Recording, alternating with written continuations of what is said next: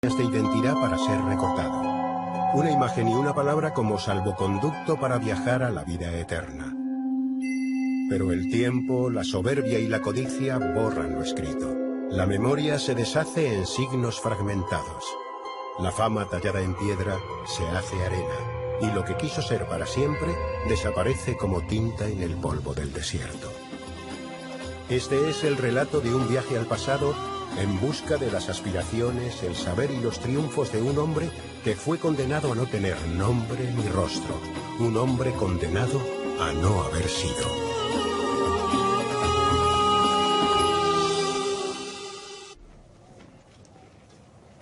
Para los antiguos egipcios, la palabra tiene un valor supremo en la creación de la realidad. Todo lo que se nombra existe, y lo que se escribe existe para siempre. Para los arqueólogos, cada fragmento de cerámica, de madera o de tela es en cierto modo una palabra del gran texto de la realidad.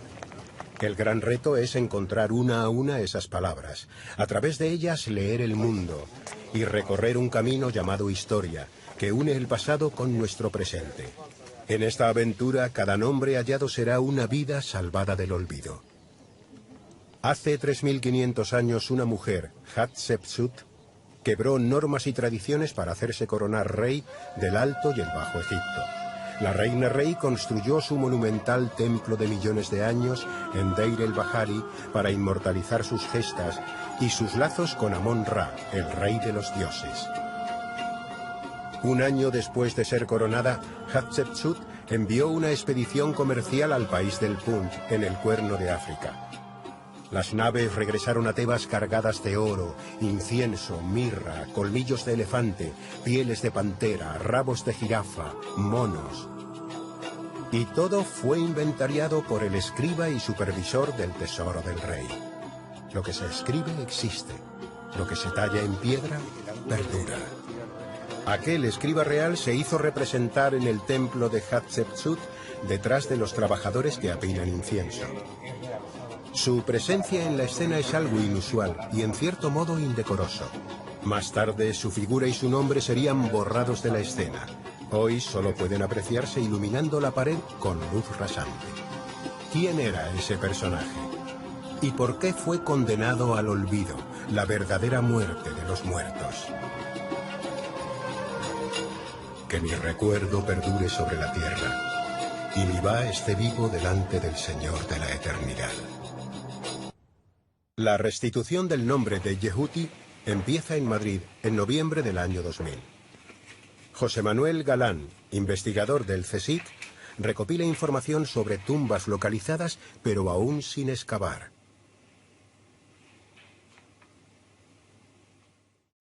Galán viaja a Luxor con una lista de 10 tumbas de comienzos del siglo XV a.C., cuando Egipto sentó las bases de su imperio, en los inicios de la dinastía XVIII. Allí habla con el jefe del servicio de antigüedades de la orilla oeste y visita por primera vez la tumba de Yehuti. Es entonces cuando nace el proyecto Yehuti. Ya hay un nombre, aún falta un rostro. La tumba se encuentra al pie de la colina de Dra Abu el Naga, frente a Luxor. A su lado hay una aldea moderna. Al comienzo de la primera campaña de excavación, en enero de 2002, el yacimiento está cubierto de tierra, piedras, escombros y basura. 5 años después, las autoridades egipcias deciden realojar a los habitantes del poblado en un nuevo barrio, y sus casas son demolidas. Esa circunstancia inesperada da un giro extraordinario al proyecto Yehuti, al permitir excavar parte de la necrópolis que permanecía oculta bajo las casas del poblado. La nueva zona se denomina Sector 10 y aportará a este relato más nombres y más rostros. Yehuti fue supervisor del tesoro y supervisor de los trabajadores bajo el reinado de Hatshepsut, una de las pocas mujeres que reinó como faraón en el Antiguo Egipto, en torno al año 1470 a.C. Como supervisor del tesoro era el encargado de recaudar los impuestos y de gestionar las riquezas que llegaban del exterior a la capital, a Tebas.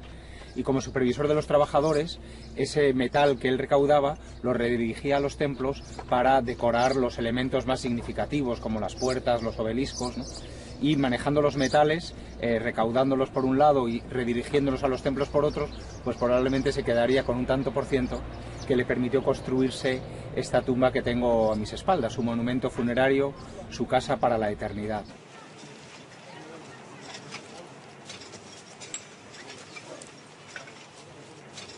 Cuando entré por primera vez en la tumba de Yehuti en noviembre del año 2000, lo primero que me llamó la atención, lo que más me atrajo, fue el hecho de que su monumento funerario está escrito desde la misma fachada hasta el interior, hasta donde podíamos ver del interior, ¿no? Y son inscripciones, escenas en relieve que nos hablan de su vida, de su familia, de las tareas que él realizó como administrador de la corona, pero también de sus creencias religiosas, de los rituales funerarios que él querría que le hubieran realizado tras su muerte. Es decir, que su monumento se convertía en un libro abierto de historia individual y también de historia de una época, ¿no? Yehuti es el amante de las letras, él se presenta a sí mismo como el gran escriba, ¿no? Y yo lo que iba buscando era textos, información sobre la sociedad del Antiguo Egipto en el momento en el que empieza a surgir el imperio a comienzos del siglo XV a.C. El camino hacia Yehuti está sembrado de palabras. Palabras escritas en lino, madera y estuco. Palabras grabadas en piedra, como las que perviven en uno de los obeliscos del templo de Karnak. En la parte de abajo de la inscripción, ¿no?, se nos cuenta cómo se ha hecho el obelisco y para qué, ¿no? La inscripción comienza diciendo: ella, refiriéndose a la reina Hatshepsut, ha realizado este monumento, el obelisco, para su padre Amon-Ra, señor de los tronos de las dos tierras, señor de Karnak, ¿no? Y matiza que ha realizado los dos obeliscos con granito firme del sur, refiriéndose a las canteras de granito de Asuán, y que ha recubierto la parte de arriba, el capuchón, con una aleación natural de oro y plata con electro. Esto es una referencia muy importante para nosotros porque Yehuti en su biografía, en la fachada, alude precisamente a eso, a que él, como supervisor del tesoro y como supervisor de los artesanos, entre otras muchas cosas, recubre con electro el obelisco de Hatshepsut en Karnak. Es decir, tenemos la información desde los dos lados, desde el encargado de llevarlo a cabo, que es Yehuti, y desde la perspectiva de la reina Hatshepsut. Cada mañana, el sol nace entre los dos obeliscos que flanquean la entrada al templo de Karnak. Cada tarde se oculta por detrás de Dra Abu el Naga, en la orilla opuesta del Nilo. Es una colina perfecta para ser enterrado.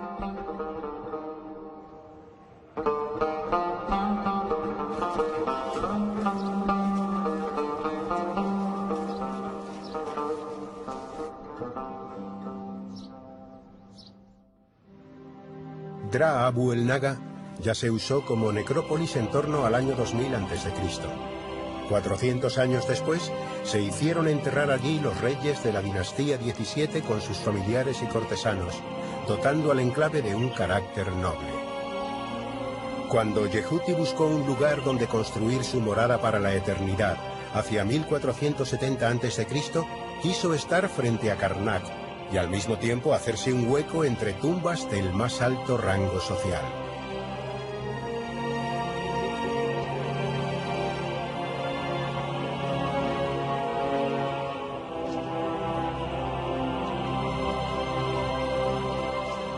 Yehuti construye el patio de entrada a su tumba más largo de lo normal, y para ello lo que hace es prolongar las paredes laterales de roca con grandes muros de adobe. El muro de la izquierda hace un quiebro muy pronunciado, y ese quiebro muy pronunciado lo hace para evitar una pequeña estructura de adobe.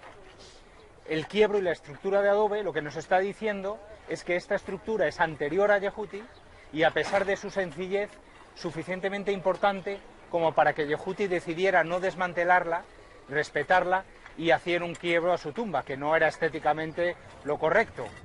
Retirar toneladas de arena sin dañar ni una letra perdida y volver a leer el gran texto de una realidad enterrada requiere muchas manos. Arqueólogos, epigrafistas, restauradores, geólogos, arquitectos, fotógrafos, capataces, trabajadores. Este es un proyecto español que aúna el trabajo y la experiencia de un gran equipo internacional. El Rai Salih Farouk es el capataz del proyecto Yehud. Nacido en la ciudad de Kif, de donde proviene el linaje de capataces más afamado de Egipto, organiza y supervisa al centenar de trabajadores.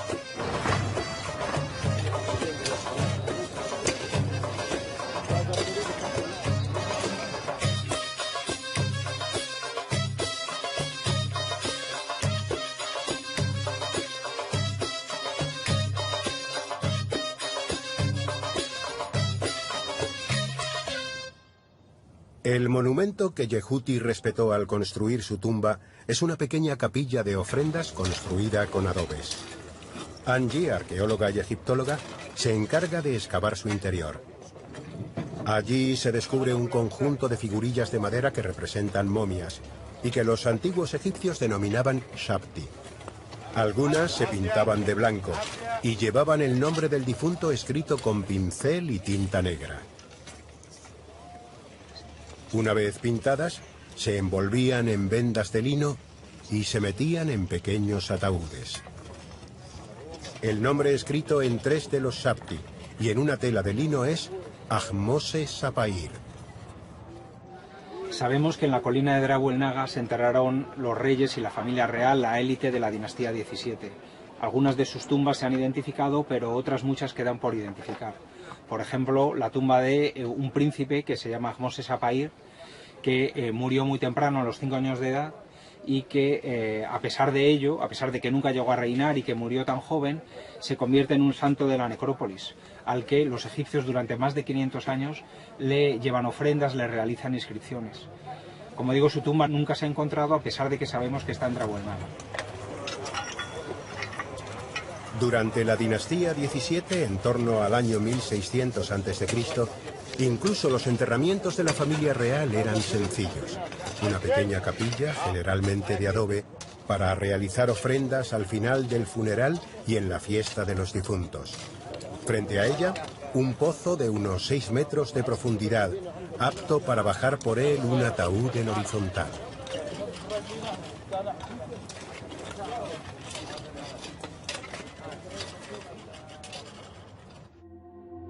El pozo acababa en 1 o 2 cámaras sepulcrales, donde se depositaba el ataúd y el ajuar funerario. La cámara se cerraba con adobes, y el pozo se rellenaba con tierra y piedras.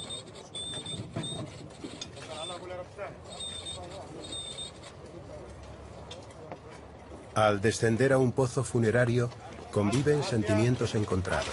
Se mezcla el deseo de descubrir y de saber con la sensación inquietante de estar invadiendo un espacio ajeno, pensado para la eternidad. Ibrahim lleva más de 10 años en el equipo y ha excavado ya 6 pozos funerarios. Una tumba es una casa para la vida después de la muerte, y como tal contiene o recrea elementos del día a día. Las vidas pasadas se hacen presentes a veces en pequeños objetos de uso cotidiano. A pesar de haber sido expoliado en época antigua, al fondo del pozo asociado a la capilla de adobe y a los linos y a los shabti de Ahmose Sapair, aparecen piezas significativas como este cuchillo de bronce, y algunas tan delicadas como un bonito peine de madera tallada, o un collar de fibra vegetal con irisaciones doradas. Objetos que, por ser de uso íntimo, nos ponen en contacto directo con el verdadero corazón de la historia. Seres que fueron de carne y hueso. Próximo a la capilla de ofrendas, va saliendo a la luz un gran depósito de cerámica con unas 2000 vasijas. Debe de estar relacionado con la tumba de alguien venerable. Elena es una de las ceramólogas que se ocupan de su estudio. Cuando se encuentra un depósito de cerámica, lo primero que hacemos es extenderlo todo en los jasir, que son unas esteras egipcias, y así tenemos una visión de conjunto.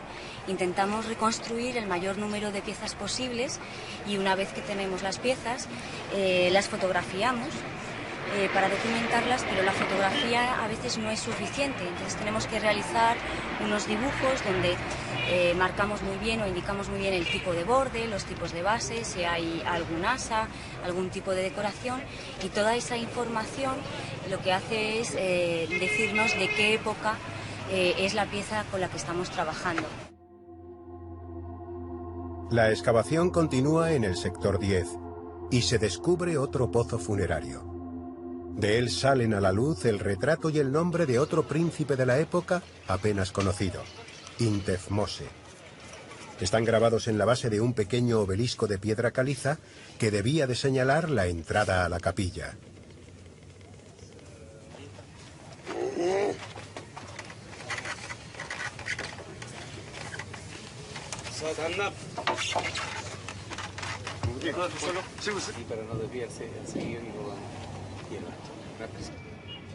Pia, una de las restauradoras del equipo, es también la encargada de hacer los dibujos epigráficos más artísticos.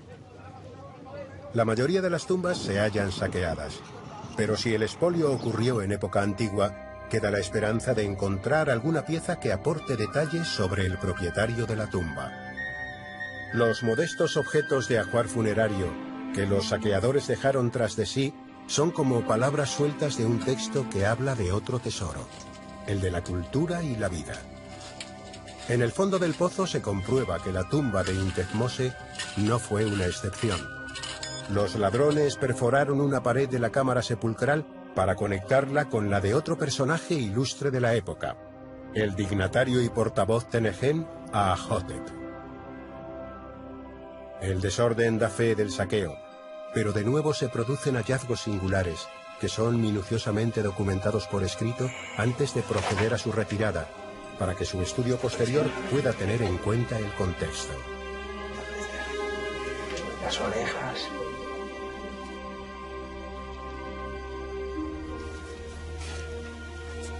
Una sandalia de palma que usaría el difunto en la otra vida, y un sarcófago de barro que contiene un pequeño sapti.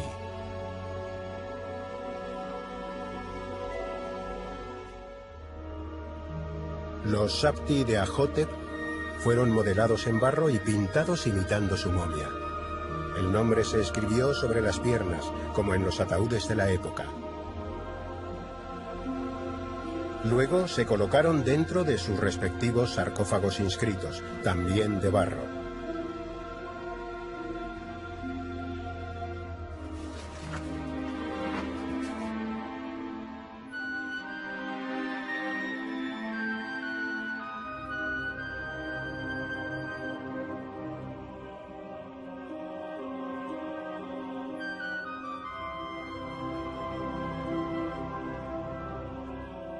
Una de las figurillas fue envuelta en 9 vendas de lino, como una verdadera momia.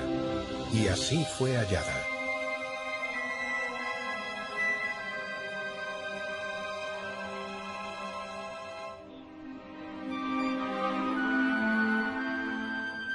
Pito, el fotógrafo de la excavación, utilizando la luz ultravioleta, descubre que el nombre y los títulos de Ahotep fueron escritos en todas las vendas. Mientras tanto, en el área de la excavación que supervisa José Miguel, con la ayuda de Yuma, uno de los trabajadores más carismáticos del proyecto, aparece un enterramiento poco frecuente, en la misma zona del depósito de cerámica.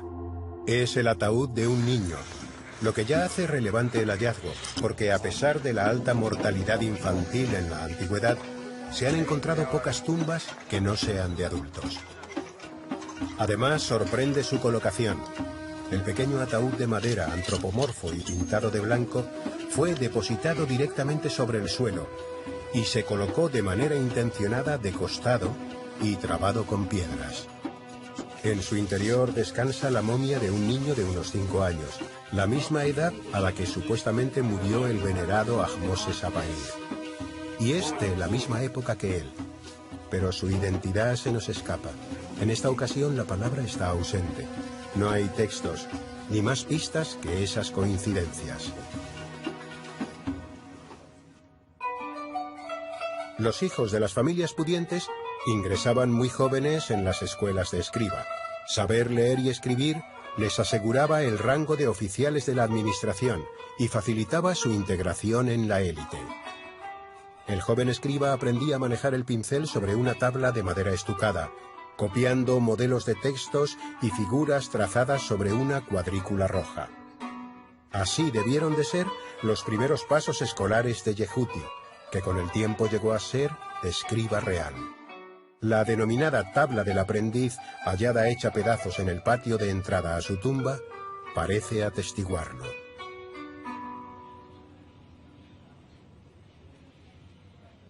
Los relieves de la tumba de Yehuti revelan cómo debían de ser los rituales funerarios de la élite a comienzos del siglo XV a.C. Nos encontramos en el lateral de la fachada de la tumba de Yehuti. Estoy sentado en un pollete de piedra que forma parte de esta fachada, y detrás de mí, a mi derecha, hay una serie de escenas que se relacionan o pueden relacionarse con lo que es la hermosa fiesta del Valle, que para los egipcios era una celebración centrada en los difuntos. Fundamentalmente esta celebración, esta festividad, suponía pues una magna procesión que arrancaba del templo de Karnak, paraba en determinados sitios como la Capilla Roja de Hatshepsut, atravesaba el río, desembocaba en la necrópolis tebana, justamente donde nos encontramos, en Drabu el Naga, donde está la tumba de Yehuti, y terminaba o apuntaba a través de una vía procesionada de Deir el-Bahari. Las familias egipcias pues se reunían en ese día en la necrópolis, acudían a las tumbas de sus familiares, las limpiaban, llevaban comida, bebidas, había música. La figura de Yehuti, que está representada delante de la mesa de ofrendas, en donde están depositadas pues todos los dones que le llegan en la hermosa fiesta del Valle, ha sufrido, como podemos ver, la damnatio memoriae que afecta a las figuras del propietario de nuestra tumba. Su rostro está machacado, especialmente en la parte que corresponde a la nariz, boca y ojos, ¿no?, que son los órganos de los sentidos, y delante de él se encuentra su nombre, precedido del título. El título sí se ha conservado, supervisor del tesoro, y aquí donde está este hueco estaría el nombre de Yehuti, que como vemos pues no ha resistido pues el daño que se hizo en la damnatio memoriae. Curro, egiptólogo y epigrafista, estudia las inscripciones de los objetos hallados. Entre los objetos más relevantes por su cantidad y por la calidad de información que nos aportan se encuentran los llamados conos funerarios. Se trata de unas piezas de arcilla que suelen recibir esa forma o bien la de un prisma, y en los cuales su parte plana ha sido habilitada para recibir la impronta de un sello donde se disponen de manera breve los títulos y el nombre del difunto, el dueño de la tumba. Yehuti es el supervisor de la Casa de la Plata, del Tesoro, y supervisor de los trabajos del rey. Luego viene su nombre, Yehuti, y un epíteto funerario, de voz verdadera, alguien que ha triunfado sobre la muerte. Que mi buen nombre esté delante de la gente, de quienes vengan después de los años, y que ellos me dirijan oraciones en cada ocasión, con los favores del Dios de la ciudad. Tras el hallazgo del ataúd infantil, depositado directamente sobre el suelo, el equipo sigue excavando la zona. Podría haber más enterramientos similares. El hallazgo de un segundo ataúd confirma los pronósticos, y una ola de emoción sacude a todo el equipo. Angie coordina el trabajo. La caja está peor conservada, la humedad ha afectado a los pies, y hay que manipularla con gran delicadeza.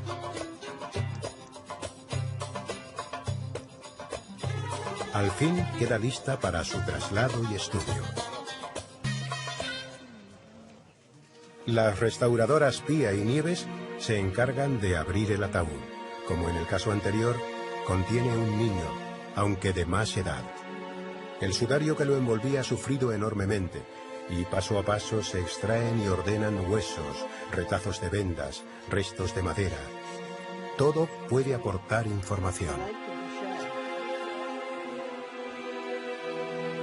Roxy, Salima y Joel son los antropólogos físicos y paleopatólogos encargados de estudiar los restos humanos.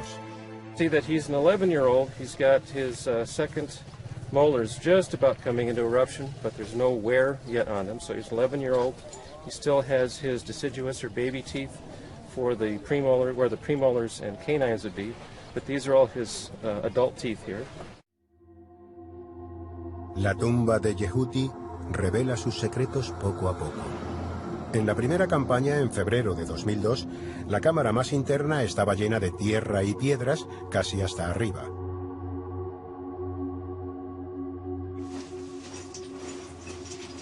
Fueron precisas 5 campañas para solventar la caída de escombros por 2 agujeros que se abrieron en el techo en época antigua.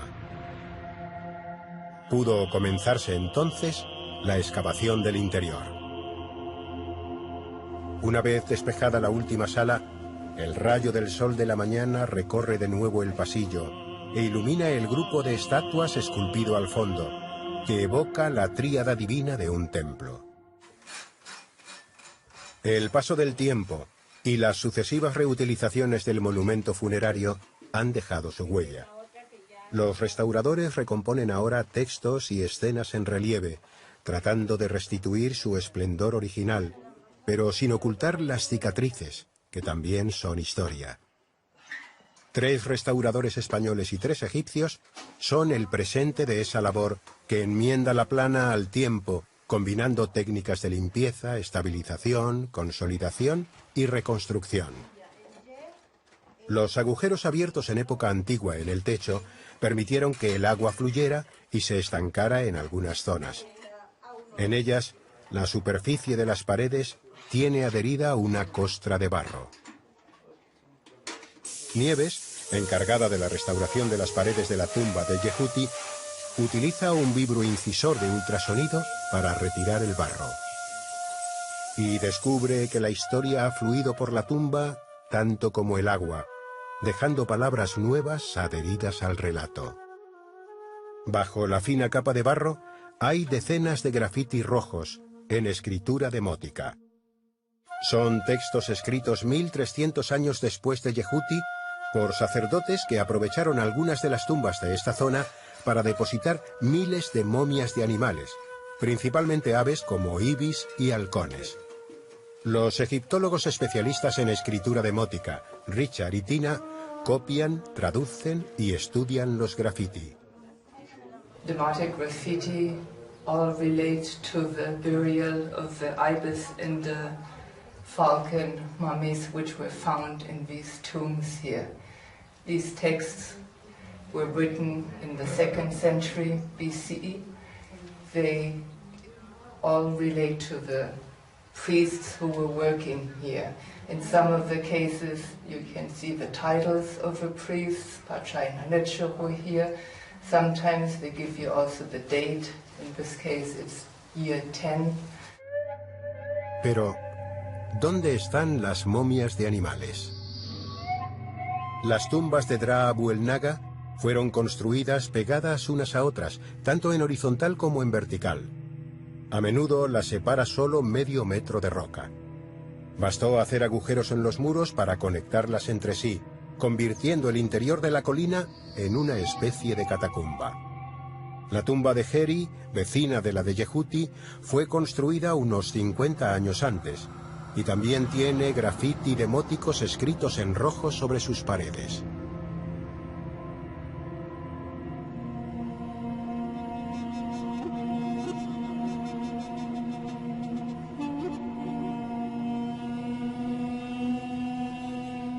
Al fondo de su cámara más interna se abre un pozo funerario. Un intenso olor a momia, una mezcla de efluvios de resina y ungüentos, sube desde la profundidad oscura. 7 metros más abajo hay 2 cámaras sepulcrales que fueron reaprovechadas para manipular y depositar cientos de momias de aves que investigan Chisco, especialista en el Egipto grecorromano, Salima, especialista en momias de animales, y Megan, zooarqueóloga.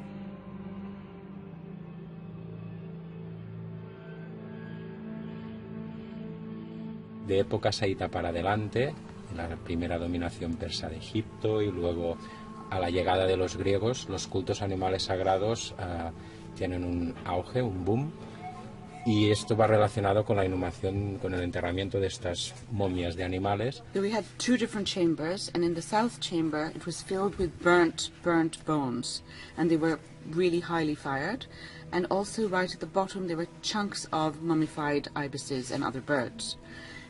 Now this chamber, though, almost to the roof, is filled with well over 1,000, maybe 2,000-3,000 ibis mummies. There are two main kinds of mummies we have here. The first kind is actual ibises that have been dipped into boiling resins and oils and then wrapped up and then given as offerings. But the second kind are just burnt bones, very much like the burnt bones we are finding in the southern chamber. But the catacomb doesn't just contain ibises. We have vultures, hawks, falcons, kestrels, and also some lizards. So we have a variety of animals, and it's not just one kind. But whatever it was, all these birds were dedicated to both Ibis, Thoth as well as Horus. So you have the sun and the moon and the entire cycle of life being encapsulated in these animal mummies.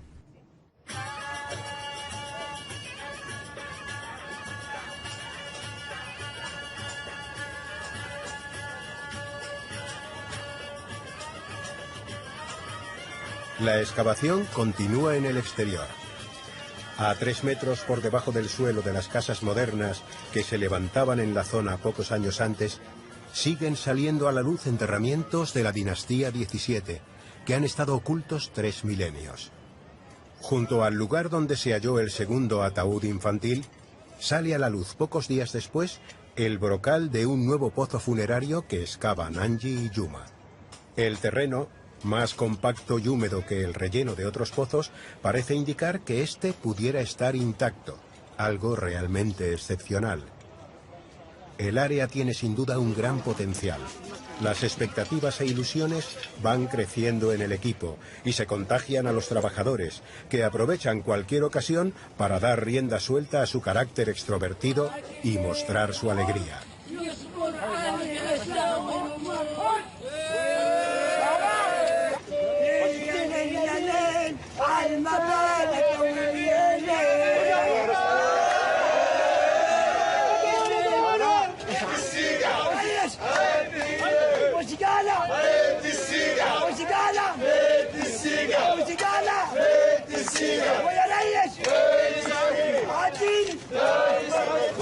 A solo un par de metros de la capilla de adobe y el pozo de Ahmose, Ibrahim y Zaglab excavan otro pozo. El terreno está muy suelto, lo que indica que debió de ser saqueado en época antigua, entre el año 1000 y el 600 a.C.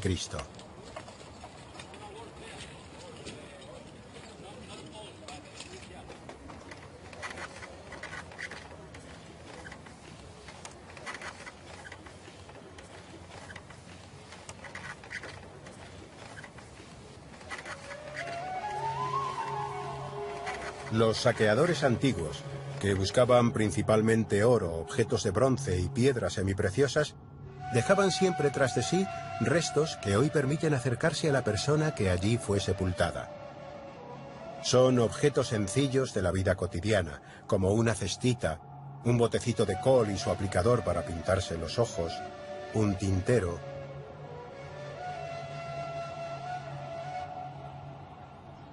Cada pieza se documenta, inventaría, estudia, almacena y registra en la base de datos del yacimiento. En cada campaña, el conjunto de piezas halladas se convierte en el vocabulario provisional del gran texto que poco a poco se va reescribiendo. Pues los tejidos tenían múltiples utilidades en Egipto. No solo servían para la lógica utilidad de fabricar vestidos y material para la casa, sino que con ellos se podía pagar los salarios de los obreros y como eran unos objetos costosos, se reutilizaban durante mucho tiempo y hemos encontrado alguna pieza que tiene remiendos o zurcidos. Igualmente, las telas usadas se reaprovechaban para hacer tiras o piezas para los procesos de momificación, vendar las momias e incluso rellenar las cavidades que se quedaban vacías al quitar las vísceras del individuo e intentar que no se deformase.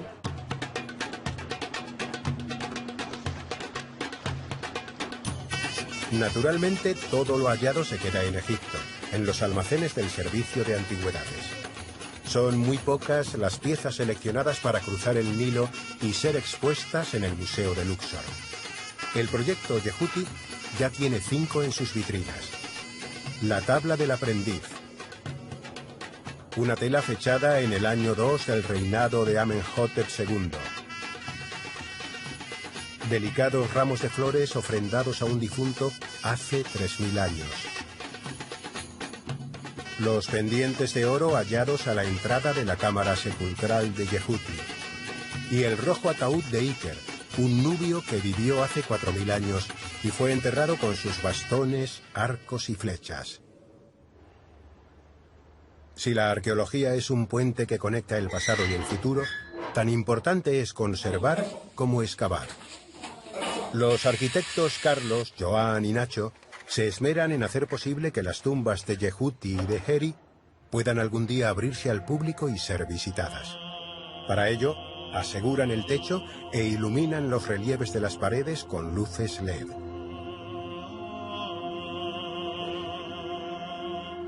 En las escenas de banquetes que se representan en las paredes de su monumento, así como en el grupo de esculturas que tengo a mi espalda, Yehuti siempre se hace representar acompañado de su padre y de su madre. La cuestión clave que esto supone es Yehuti, al no tener esposa, al no tener hijos, en manos de quién dejaría su enterramiento, quién se ocuparía de depositar su ataúd en su cámara sepulcral. Yehuti lleva hasta el extremo su papel de supervisor de los trabajos y se hace representar en su monumento funerario supervisando su propio funeral. En esta pared se representa lo que sería el funeral ideal de un personaje importante de la época de la reina Hatshepsut, a principios del siglo XV a.C., ¿no? En concreto es el funeral que a Yehuti le hubiera gustado que se hiciera en su memoria, ¿no? En el que se incluye, por ejemplo, la decapitación y el sacrificio de unos bóvidos, que luego se van a cocinar y su cabeza se va a arrojar a un pozo con fuego. Y esta decoración que alude al funeral de Yehuti está en conexión directa con el pozo que se abre justo a los pies, que es la verdadera tumba de Yehuti. El diseño de la tumba de Yehuti es peculiar. El descenso hacia la cámara sepulcral de unos 12 metros recrea una espiral, solo interrumpida por una antecámara.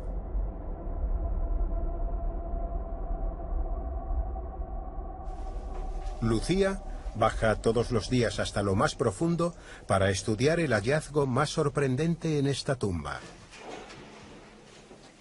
Allí abajo no está la momia del escriba, ni su ataúd. Probablemente fuera robado, desmembrado y quemado por los saqueadores antiguos. Pero sí que está su espíritu. El espíritu del escriba amante de las letras sigue vivo y presente en lo que constituye el gran hallazgo de José Manuel Galán y su equipo después de años de excavación. La cámara sepulcral de Yehuti está enteramente escrita, de arriba a abajo. 41 capítulos del libro de la salida al día, más conocido como el libro de los muertos, hacen hablar a las paredes y el techo. El conjunto de textos funerarios que formaban el libro de los muertos lo que pretendía era ayudar al difunto a pasar el tránsito de la muerte y a alcanzar el más allá, y luego a vivir en unas condiciones lo más beneficiosas posibles. Palabras pronunciadas por el supervisor del tesoro del rey, Yehuti. Oh madre, oh Nu, extiéndete sobre mí y colócame entre las estrellas imperecederas, pues yo no he de morir. Álzame, yo soy tu hijo, expulsa de mí la languidez y protégeme de los que actúen contra mí. La importancia del libro de los muertos de Yehuti radica en ser una de las versiones más tempranas conocidas de este conjunto de textos funerarios y además una de las más extensas. De forma más o menos contemporánea, los capítulos se escribían en sudarios que permitían una extensión menor y en el caso de Yehuti se incorporaron más de 30 capítulos. Bueno, pues aquí tenemos los fragmentos que se encontraron en la cámara funeraria de Yehuti en el proceso de excavación. Proceden del techo que se colapsó y de 2 paredes que se derribaron para ampliar la cámara. Entonces se recuperaron una serie de 700 fragmentos y lo que intentamos hacer ahora es volver a unirlos y reconstruir como si fuera en un puzzle gigante cuál sería la decoración original que tuvieron las paredes. El proceso continúa reconstruyendo a escala el texto mediante programas de tratamiento de imagen y transcribiéndolo a jeroglíficos normalizados. Hay un objetivo final, la publicación científica del libro de los muertos de Yehuti.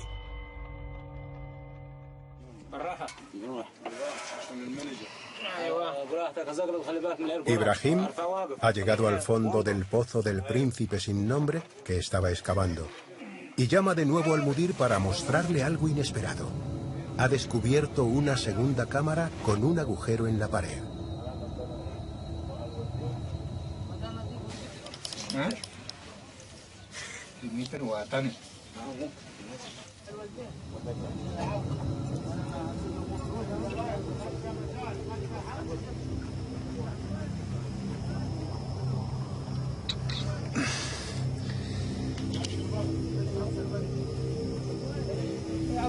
Nosotros tenemos aquí trabajo para esta campaña la que viene. Porque, madre mía. La excavación del sector 10 sigue dando sorpresas. Ahora toda la expectación se centra en el fondo del pozo que están excavando Angie y Yuma. This shaft, I know, me now, it's a job for me. I know if you can, some people work in this place or not. This place from the shaft, not people work before. Inshallah, that one is good. I hope we have good and object, a nice place. Todo el equipo del proyecto parece contener la respiración. Están a punto de entrar en un lugar que lleva más de 3000 años sin ser visitado. Nadie sabe cómo será ni lo que puede haber en su interior, pero no hay acicate mayor para un arqueólogo que ese misterio del tiempo suspendido en un espacio intacto. La primera inspección visual supera incluso las mejores expectativas. Bueno, vemos un ataúd que está en el centro de la cámara. Parece que no se ha tocado, que está intacto, el ataúd está cerrado. Podemos ver que conserva todavía alguna de las espigas que cerraban los tablones de madera. Y aunque la cámara está un poco llena de escombros, aunque no hasta arriba, y el ataúd pues está sucio, lleno de polvo, vemos que la tipología parece que es tipo Rishi, que es un ataúd antropomorfo, policromado, y la decoración consiste en una serie de plumas, ¿no?, que digamos que envuelven el cuerpo.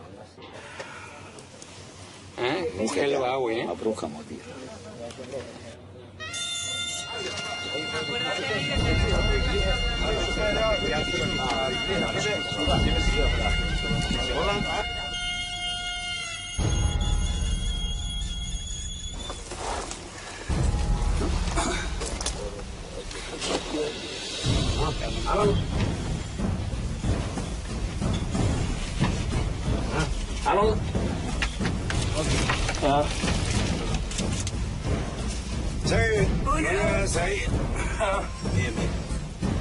كم خشب ورا عندك؟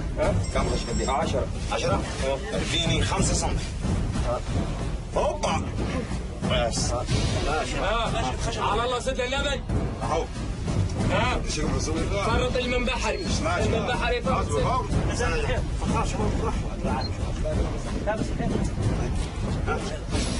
تحت شيخنا ماشي تعال هنا خذ عليك سكه او على علي ما تخاف خلطنا بس انت ما تشوف كان بالعرض ما قلت تعال اسلام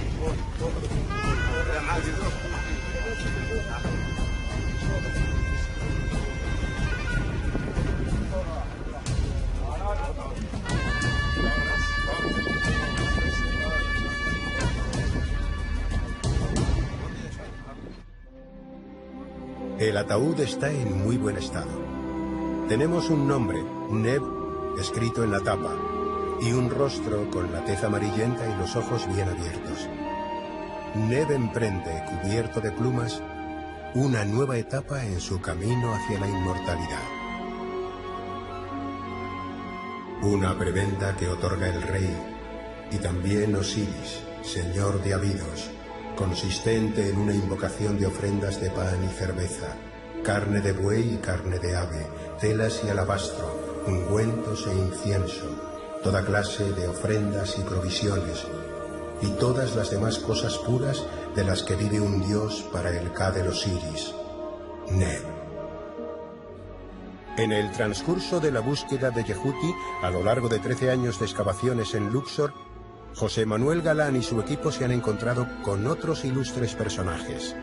Sus vecinos Heri, Baki y Ai, el niño Ahmose Sapair, el príncipe Intefmose, Aahotep, portavoz de Nehem, y ahora Neb, que vivió hace 3.600 años. Es un hallazgo excepcional. Se conocen muy pocos enterramientos intactos de esta época. Y hace más de 100 años que no se encontraba un ataúd de estas características. Sus paralelos, apenas una docena, están en el Museo del Cairo, el Metropolitan de Nueva York, el Museo Británico y el Louvre.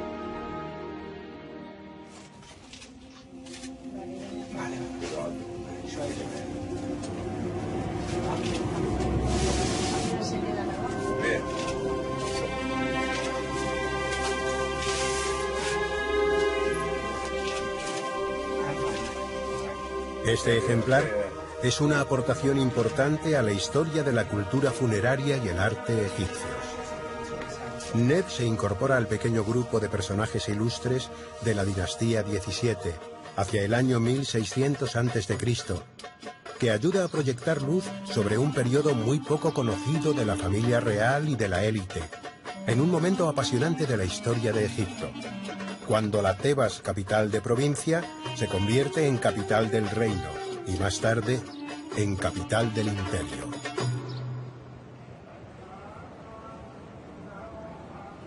Poco antes de acabar la campaña de excavación, el mudir decide echar un último vistazo al agujero descubierto por Ibrahim una semana antes.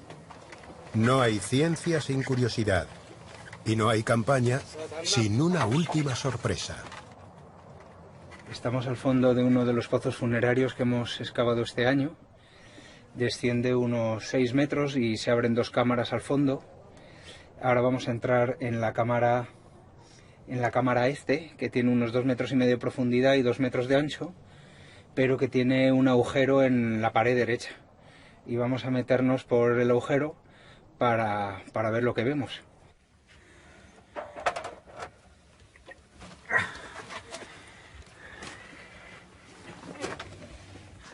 No es una cámara sepulcral como nos imaginábamos, que esta cámara conectaba con otra cámara de otro pozo.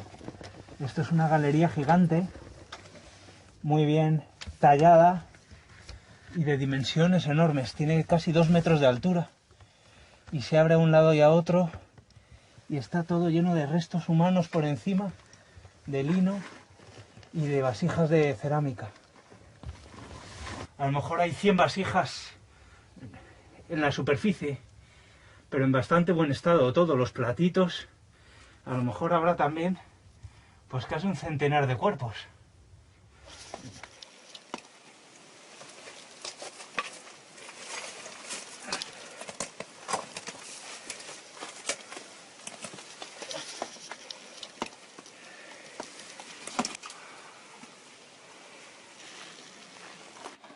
Está la cámara súper bien tallada, con mortero todas las paredes, mucha caña, sogas, y a la derecha se abre, sí, continúa el pasadizo hacia abajo. Esto se pone bien, ¿eh? ¿Qué pasa?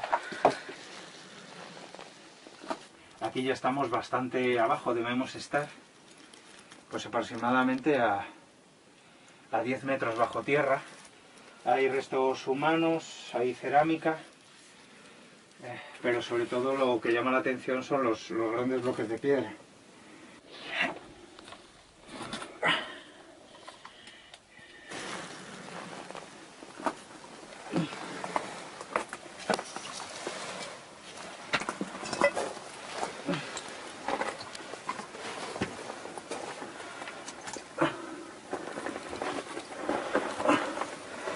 Y desde luego, como aquí tenemos 10 años por delante de excavación y de investigación.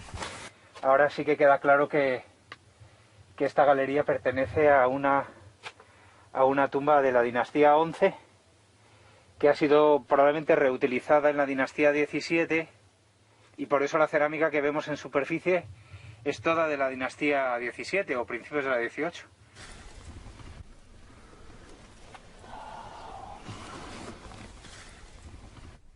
Good. مبروك عليك حبيبي. The best team, inshallah, in all Egypt. The Giftawi and the Spanish. Yes. The best team, ¿eh? Yes. El proyecto Yehuti, tras 13 años de excavación, de investigación y de restauración, de alguna forma le está devolviendo el nombre a Yehuti, ¿no? Le está devolviendo su memoria y con ello lo que él más ansiaba, que era vivir eternamente. Claro que lo estamos haciendo de una forma que él jamás se hubiera imaginado, ¿no? Pero yo creo que si él saliera del pozo funerario y se uniera a nosotros en su capilla, junto a su estatua y a la de sus padres, pues se llevaría una gran sorpresa y creo que estaría orgulloso y feliz de nuestro trabajo. Saludos a ti, quien despunta desde las aguas primordiales, quien brilla e inunda las dos tierras como el oro, Amón, Señor de los dioses, Señor del cielo y Señor de la tierra, Señor de las aguas y Señor de todo lo que es, quien creó las plantas y todo lo que existe, quien concede el aliento de vida a aquellos que le adoran y hace que quien le sea fiel tenga una vida duradera. Haz que esté sano el amigable oficial Yehuti y que continúe existiendo. Al agujero descubierto por Ibrahim una semana antes. No hay ciencia sin curiosidad y no hay campaña sin una última sorpresa. Estamos al fondo de uno de los pozos funerarios que hemos excavado este año. Desciende unos 6 metros y se abren 2 cámaras al fondo. Ahora vamos a entrar en la cámara este, que tiene unos 2,5 metros de profundidad y 2 metros de ancho, pero que tiene un agujero en la pared derecha. Y vamos a meternos por el agujero para ver lo que vemos.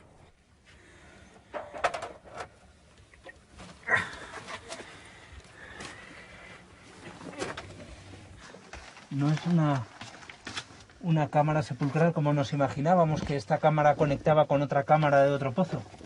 Esto es una galería gigante, muy bien tallada y de dimensiones enormes. Tiene casi 2 metros de altura y se abre a un lado y a otro y está todo lleno de restos humanos por encima, de lino y de vasijas de cerámica.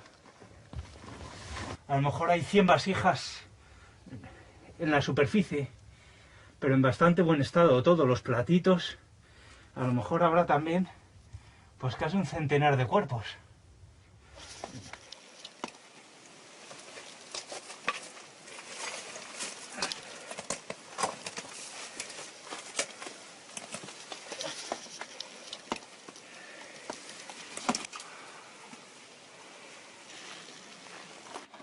Está la cámara súper bien tallada, con mortero todas las paredes, mucha caña, sogas, y a la derecha se abre, o sí, continúa el pasadizo hacia abajo. Esto se pone bien, ¿eh? ¿Qué pasa? Aquí ya estamos bastante abajo, debemos estar pues aproximadamente a 10 metros bajo tierra. Hay restos humanos, hay cerámica, pero sobre todo lo que llama la atención son los grandes bloques de piedra.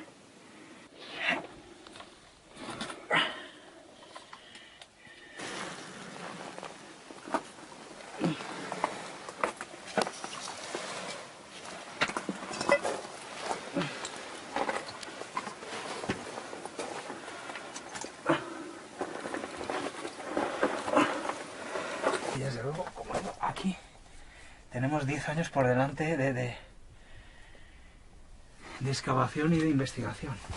Ahora sí que queda claro que esta galería pertenece a una... La luz, el retrato y el nombre de otro príncipe de la época apenas conocido, Intefmose. Están grabados en la base de un pequeño obelisco de piedra caliza que debía de señalar la entrada a la capilla.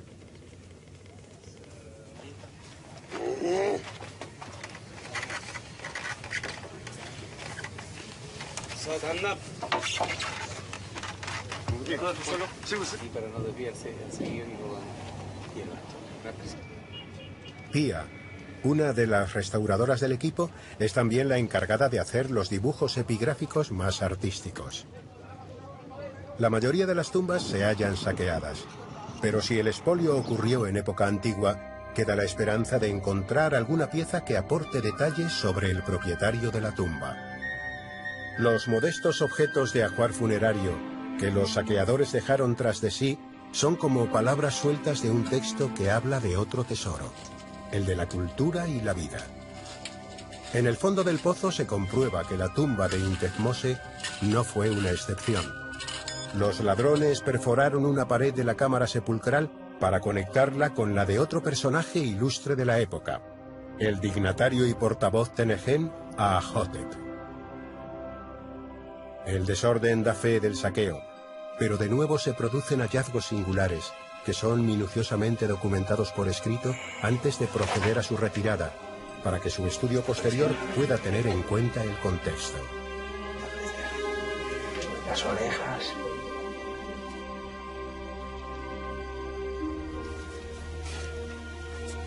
Una sandalia de palma que usaría el difunto en la otra vida, y un sarcófago de barro que contiene un pequeño sapti.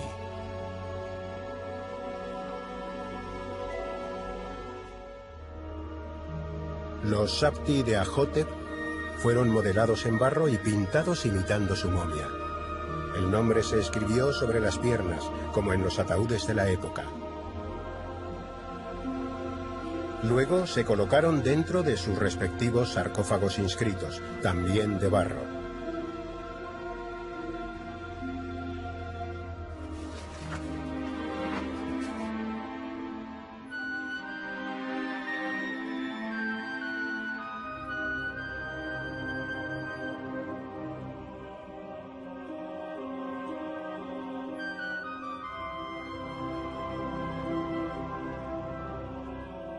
Una de las figurillas fue envuelta en 9 vendas de lino, como una verdadera momia.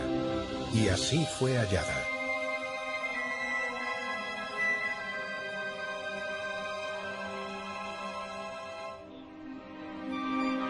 De arriba abajo. 41 capítulos del libro de la salida al día, más conocido como el libro de los muertos, hacen hablar a las paredes y el techo. El conjunto de textos funerarios que formaban el libro de los muertos lo que pretendía era ayudar al difunto a pasar el tránsito de la muerte y a alcanzar el más allá, y luego a vivir en unas condiciones lo más beneficiosas posibles. Palabras pronunciadas por el supervisor del tesoro del rey, Yehuti. Oh madre, oh Nu, extiéndete sobre mí y colócame entre las estrellas imperecederas, pues yo no he de morir. Álzame, yo soy tu hijo, expulsa de mí la languidez y protégeme de los que actúen contra mí. La importancia del libro de los muertos de Yehuti radica en ser una de las versiones más tempranas conocidas de este conjunto de textos funerarios y además una de las más extensas. De forma más o menos contemporánea, los capítulos se escribían en sudarios que permitían una extensión menor y en el caso de Yehuti se incorporaron más de 30 capítulos. Bueno, pues aquí tenemos los fragmentos que se encontraron en la cámara funeraria de Yehuti en el proceso de excavación. Proceden del techo que se colapsó y de 2 paredes que se derribaron para ampliar la cámara. Entonces se recuperaron una serie de 700 fragmentos y lo que intentamos hacer ahora es volver a unirlos y reconstruir como si fuera en un puzzle gigante cuál sería la decoración original que tuvieron las paredes.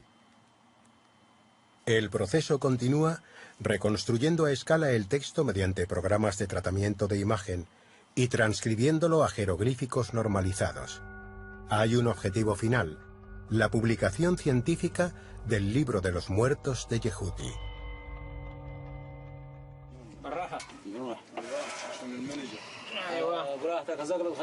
Ibrahim ha llegado al fondo del pozo del príncipe sin nombre que estaba excavando y llama de nuevo al mudir para mostrarle algo inesperado. Ha descubierto una segunda cámara con un agujero en la pared.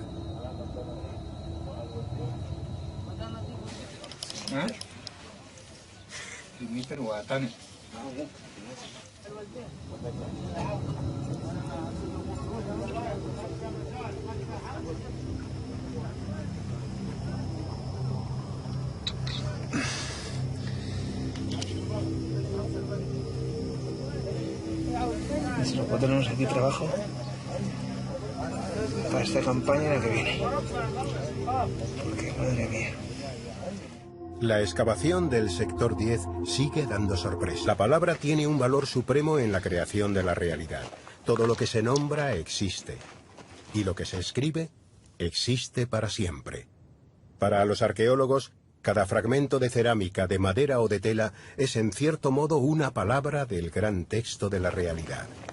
El gran reto es encontrar una a una esas palabras, a través de ellas leer el mundo y recorrer un camino llamado historia, que une el pasado con nuestro presente. En esta aventura, cada nombre hallado será una vida salvada del olvido. Hace 3500 años una mujer, Hatshepsut, quebró normas y tradiciones para hacerse coronar rey del Alto y el Bajo Egipto.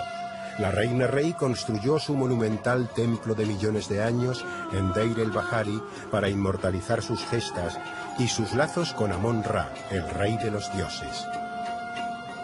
Un año después de ser coronada, Hatshepsut envió una expedición comercial al país del Punt, en el Cuerno de África. Las naves regresaron a Tebas cargadas de oro, incienso, mirra, colmillos de elefante, pieles de pantera, rabos de jirafa, monos. Y todo fue inventariado por el escriba y supervisor del tesoro del rey. Lo que se escribe existe, lo que se talla en piedra perdura. Aquel escriba real se hizo representar en el templo de Hatshepsut detrás de los trabajadores que apilan incienso. Su presencia en la escena es algo inusual y en cierto modo indecoroso. Más tarde su figura y su nombre serían borrados de la escena. Hoy solo pueden apreciarse iluminando la pared con luz rasante.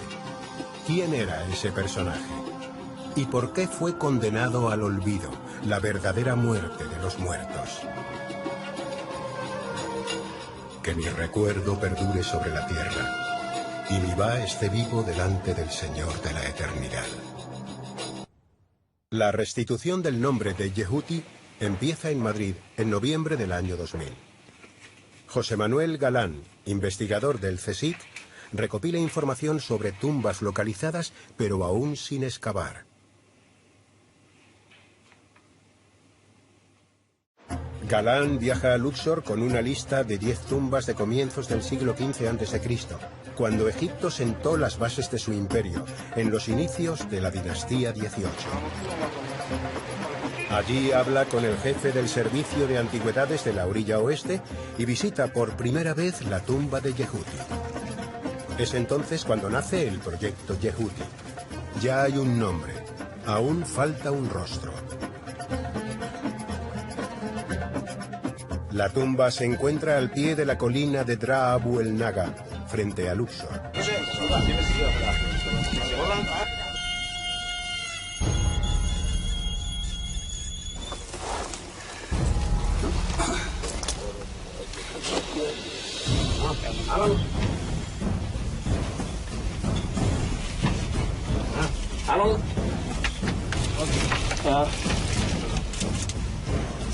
سيد يا سيد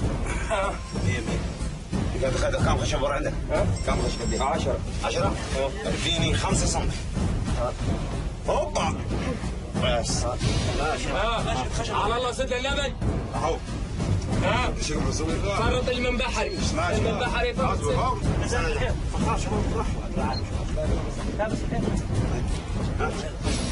تحت الشيخنا ماشي تعال هنا خذوا عليك سكه او على العريس ما تخاف احنا نطعنك بس انت بتشيل على السيف كان بالعرض بقول تعال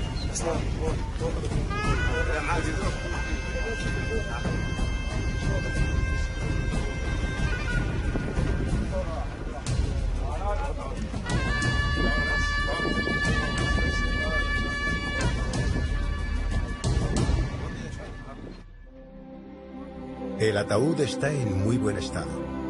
Tenemos un nombre, Neb, escrito en la tapa, y un rostro con la tez amarillenta y los ojos bien abiertos. Neb emprende, cubierto de plumas, una nueva etapa en su camino hacia la inmortalidad. Una prebenda que otorga el rey, y también Osiris, señor de Abidos, consistente en una invocación de ofrendas de pan y cerveza, carne de buey y carne de ave, telas y alabastro, ungüentos e incienso, toda clase de ofrendas y provisiones, y todas las demás cosas puras de las que vive un dios para el Ka del Osiris, Neb. En el transcurso de la búsqueda de Yehuti, a lo largo de 13 años de excavaciones en Luxor, José Manuel Galán y su equipo se han encontrado con otros ilustres personajes. Sus vecinos Heri, Baki y Ai, el niño Ahmose Sapair, el príncipe Intefmose, Aahotep, portavoz de Nehem, y ahora Neb, que vivió hace 3.600 años. Es un hallazgo excepcional. Se conocen muy pocos enterramientos intactos de esta época. Y hace más de 100 años que no se encontraba un ataúd de estas características. Sus paralelos, apenas una docena, están en el Museo del Cairo, el Metropolitan de Nueva York, el Museo Británico y el Louvre.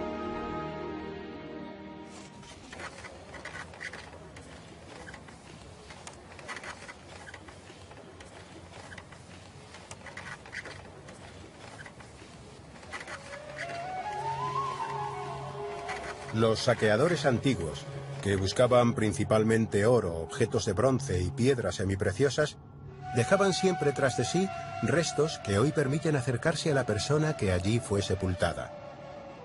Son objetos sencillos de la vida cotidiana, como una cestita, un botecito de col y su aplicador para pintarse los ojos, un tintero.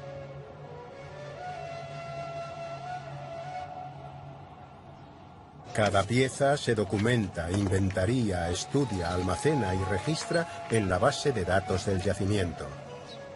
En cada campaña, el conjunto de piezas halladas se convierte en el vocabulario provisional del gran texto que poco a poco se va reescribiendo.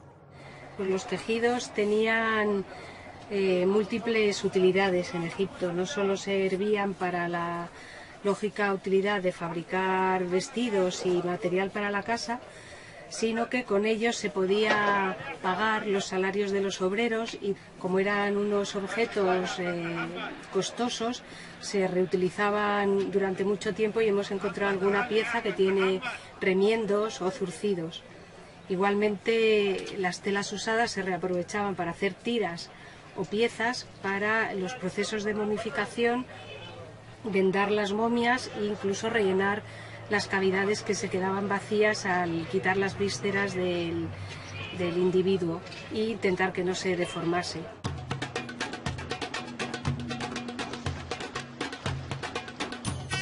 Naturalmente, todo lo hallado se queda en Egipto, en los almacenes del Servicio de Antigüedades. Son muy pocas las piezas seleccionadas para cruzar el Nilo y ser expuestas en el Museo de Luxor. El proyecto Yehuti ya tiene 5 en sus vitrinas. La tabla del aprendiz, una tela fechada en el año 2 del reinado de Amenhotep II. Delicados ramos de flores ofrendados a un difunto hace 3000 años. Los pendientes de oro hallados a la entrada de la cámara sepulcral de Yehuti. Y el rojo ataúd de Iker, un nubio que vivió hace 4000 años y fue enterrado con sus bastones, arcos y flechas.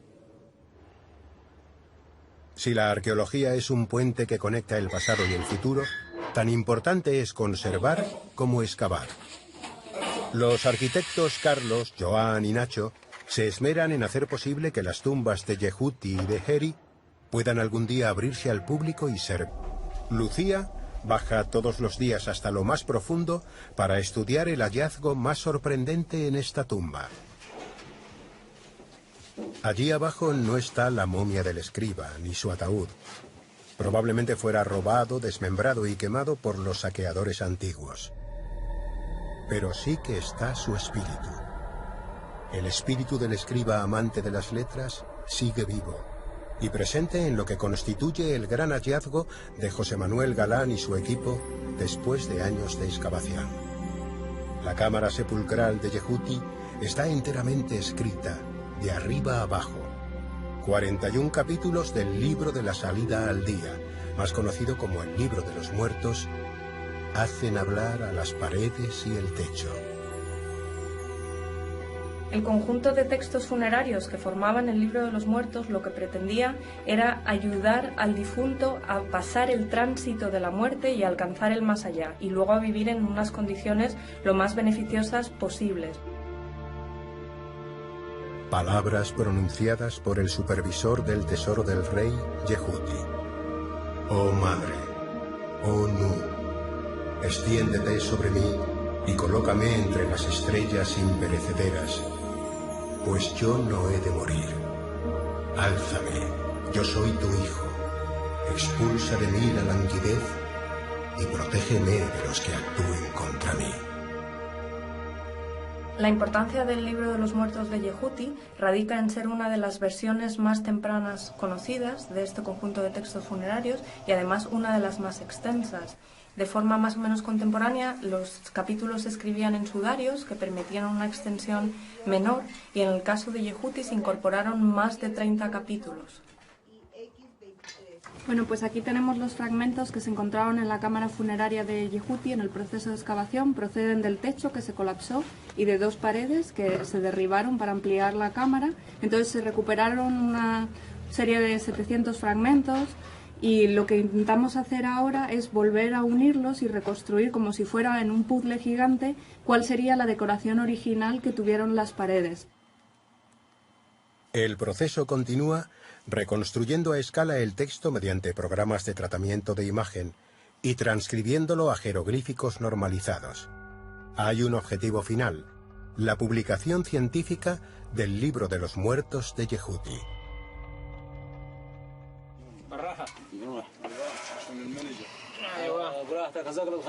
Ibrahim ha llegado al fondo del pozo del príncipe sin nombre que estaba excavando y llama de nuevo al mudir para mostrarle algo inesperado. Ha descubierto una segunda cámara. Estamos al fondo de uno de los pozos funerarios que hemos excavado este año. Desciende unos 6 metros y se abren 2 cámaras al fondo. Ahora vamos a entrar en la cámara este, que tiene unos 2,5 metros de profundidad y 2 metros de ancho, pero que tiene un agujero en la pared derecha. Y vamos a meternos por el agujero para ver lo que vemos.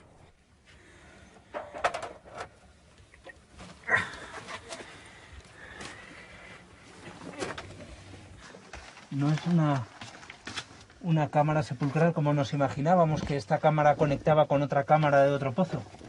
Esto es una galería gigante, muy bien tallada y de dimensiones enormes. Tiene casi 2 metros de altura y se abre a un lado y a otro y está todo lleno de restos humanos por encima, de lino y de vasijas de cerámica.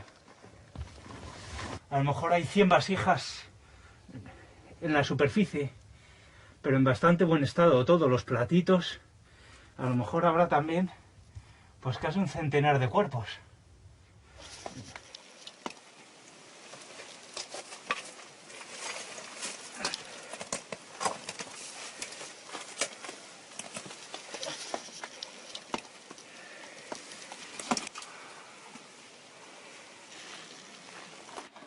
Está la cámara súper bien tallada con mortero todas las paredes, mucha caña, sogas, y a la derecha se abre, o sí, continúa el pasadizo hacia abajo. Esto se pone bien, ¿eh? ¿Qué pasa? Aquí ya estamos bastante abajo, debemos estar pues aproximadamente a 10 metros bajo tierra. Hay restos humanos, hay cerámica, pero sobre todo lo que llama la atención son los grandes bloques de piedra.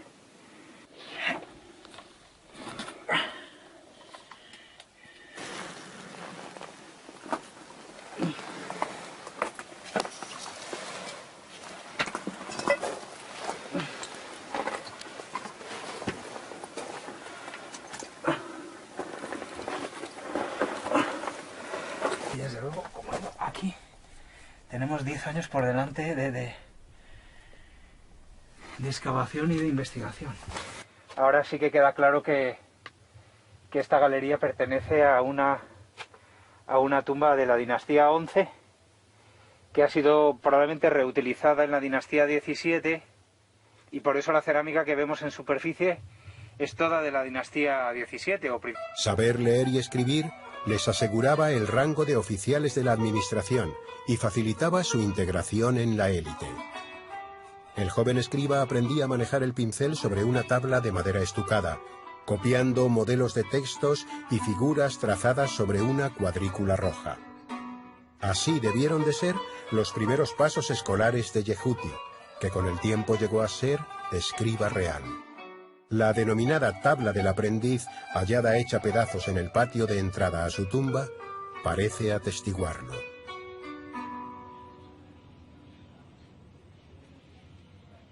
Los relieves de la tumba de Yehuti revelan cómo debían de ser los rituales funerarios de la élite a comienzos del siglo XV a.C. Nos encontramos en el lateral de la fachada de la tumba de Yehuti. Estoy sentado en un pollete de piedra que forma parte de esta fachada, y detrás de mí, a mi derecha, hay una serie de escenas que se relacionan o pueden relacionarse con lo que es la hermosa fiesta del Valle, que para los egipcios era una celebración centrada en los difuntos. Fundamentalmente esta celebración, esta festividad, suponía pues una magna procesión que arrancaba del templo de Karnak, paraba en determinados sitios como la Capilla Roja de Hatshepsut, atravesaba el río, desembocaba en la necrópolis tebana, justamente donde nos encontramos, en Drabu el Naga, donde está la tumba de Yehuti, y terminaba o apuntaba a través de una vía procesionada de Deir el-Bahari.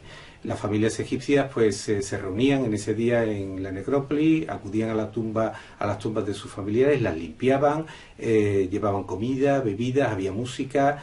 La figura de Yehuti, que está representada delante de la mesa de ofrendas, en donde están depositadas pues todos los dones que le llegan en la hermosa fiesta del Valle, ha sufrido, como podemos ver, la damnatio memoriae que afecta a las figuras del propietario de nuestra tumba. Su rostro está machacado, especialmente en la parte que corresponde a la nariz, boca y ojos, ¿no?, que son los órganos de los sentidos, y delante de él se encuentra su nombre, precedido del título. El título sí se ha conservado, supervisor del tesoro, y aquí donde está este hueco estaría el nombre de Yehuti, que como vemos pues no ha resistido pues el daño que se hizo en la damnatio memoriae.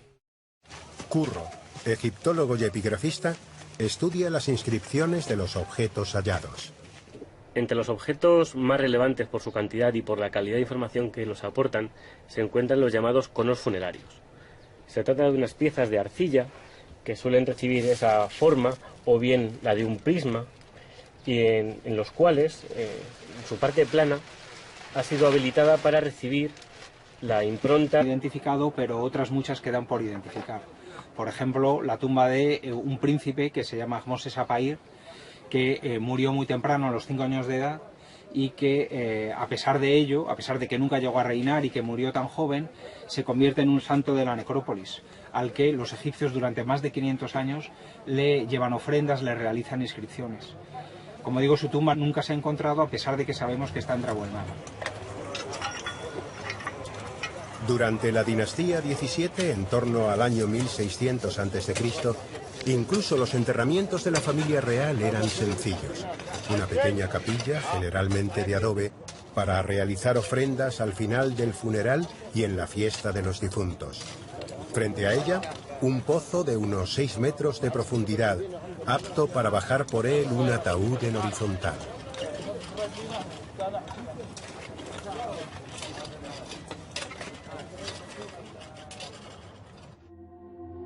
El pozo acababa en una o dos cámaras sepulcrales, donde se depositaba el ataúd y el ajuar funerario.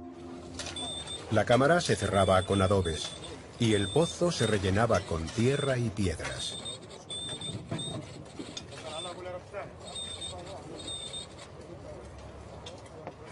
Al descender a un pozo funerario, conviven sentimientos encontrados.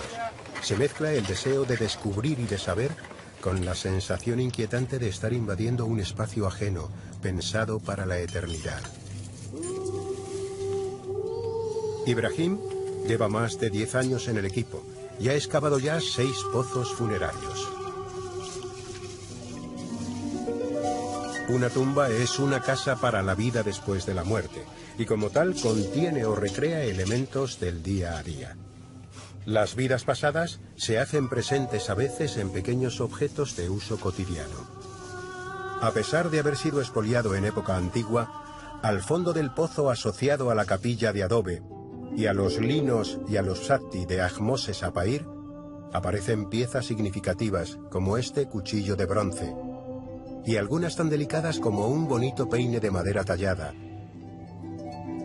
o un collar de fibra vegetal con irisaciones doradas. Objetos que, por ser de uso íntimo, nos ponen en contacto directo con el verdadero corazón de la historia. Seres que fueron de carne y hueso. Próximo a la capilla de ofrendas, va saliendo a la luz un gran depósito de cerámica con unas 2000 vasijas. Debe de estar relacionado con la tumba de alguien venerable. Elena es una de las ceramólogas que se ocupan de su estudio. Cuando se encuentra un depósito... 5 años después, las autoridades egipcias deciden realojar a los habitantes del poblado en un nuevo barrio, y sus casas son demolidas. Esa circunstancia inesperada da un giro extraordinario al proyecto Yehuti, al permitir excavar parte de la necrópolis que permanecía oculta bajo las casas del poblado. La nueva zona se denomina Sector 10 y aportará a este relato más nombres y más rostros. Yehuti fue supervisor del tesoro y supervisor de los trabajadores bajo el reinado de Hatshepsut, una de las pocas mujeres que reinó como faraón en el antiguo Egipto, en torno al año 1470 a.C. Como supervisor del tesoro era el encargado de recaudar los impuestos y de gestionar las riquezas que llegaban del exterior a la capital, a Tebas. Y como supervisor de los trabajadores, ese metal que él recaudaba lo redirigía a los templos para decorar los elementos más significativos, como las puertas, los obeliscos, ¿no? Y manejando los metales, recaudándolos por un lado y redirigiéndolos a los templos por otros, pues probablemente se quedaría con un tanto por ciento que le permitió construirse esta tumba que tengo a mis espaldas, su monumento funerario, su casa para la eternidad.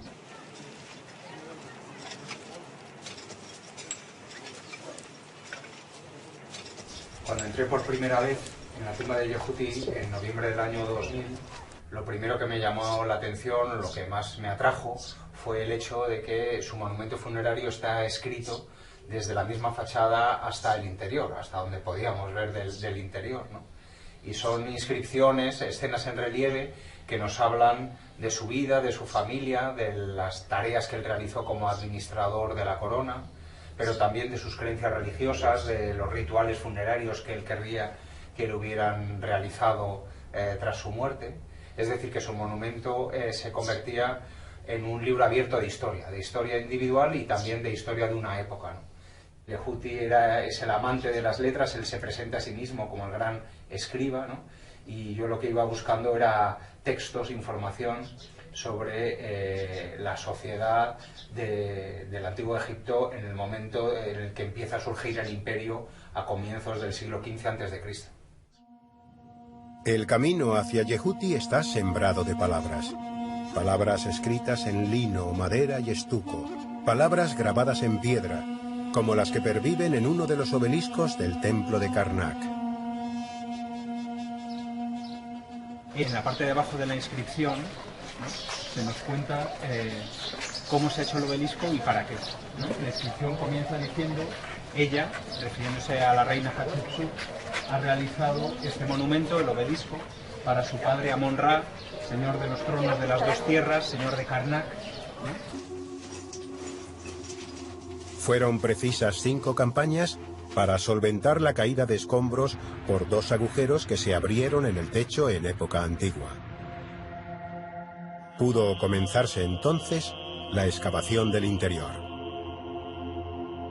Una vez despejada la última sala, el rayo del sol de la mañana recorre de nuevo el pasillo e ilumina el grupo de estatuas esculpido al fondo, que evoca la tríada divina de un templo. El paso del tiempo y las sucesivas reutilizaciones del monumento funerario han dejado su huella. Los restauradores recomponen ahora textos y escenas en relieve, tratando de restituir su esplendor original, pero sin ocultar las cicatrices, que también son historia. 3 restauradores españoles y 3 egipcios son el presente de esa labor que enmienda la plana al tiempo, combinando técnicas de limpieza, estabilización, consolidación y reconstrucción. Los agujeros abiertos en época antigua en el techo permitieron que el agua fluyera y se estancara en algunas zonas. En ellas, la superficie de las paredes tiene adherida una costra de barro. Nieves, encargada de la restauración de las paredes de la tumba de Yehuti, utiliza un vibroincisor de ultrasonido para retirar el barro. Y descubre que la historia ha fluido por la tumba tanto como el agua, dejando palabras nuevas adheridas al relato. Bajo la fina capa de barro hay decenas de grafiti rojos en escritura demótica. Son textos escritos 1300 años después de Yehuti por sacerdotes que aprovecharon algunas de las tumbas de esta zona para depositar miles de momias de animales, principalmente aves como ibis y halcones. Los egiptólogos especialistas en escritura demótica, Richard y Tina, copian, traducen y estudian los graffiti. Demotic graffiti all relate to the burial of the ibis and the falcon mummies which were found in these tombs here. These texts were written in the 2nd century BCE. They all relate to the priests who were working here. In some of the cases you can see the titles of the priests, Pachain Hanetshuru here. Sometimes they give you also the date. In this case it's year 10. Pero, ¿dónde están las momias de animales? Las tumbas de Dra Abu el Naga fueron construidas pegadas unas a otras, tanto en horizontal como en vertical.